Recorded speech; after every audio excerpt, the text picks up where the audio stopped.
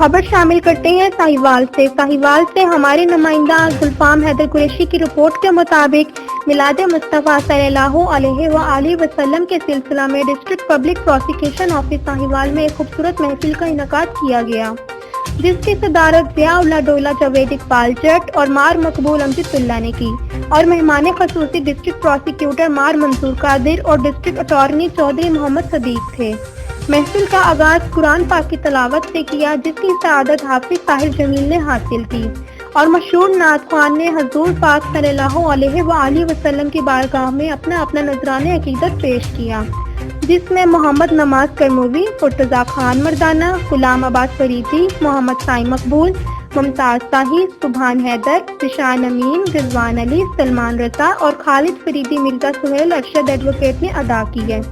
اور حضور نبی صلی اللہ علیہ وآلہ وسلم سے اپنی محبت کا اظہار کے لیے صدر پروسیکیوٹر ایسوسی ایشن محمد عالم Iqbal Chaudhry Mian Muzaffar Hussain, deputy prosecutor assistant attorney Khan Khalid Naseer Khan, D O Ghafoor Ahmed Khichi, D O Muhammad Imran وکلا برادری اور اسٹاف نے اسپیشل شرکت کی۔ محفل کے اختتام پر ملک و قوم کی خیریت و عافیت کے لیے مولانا انجم نے دعا کی اور لنگر تقسیم کیا۔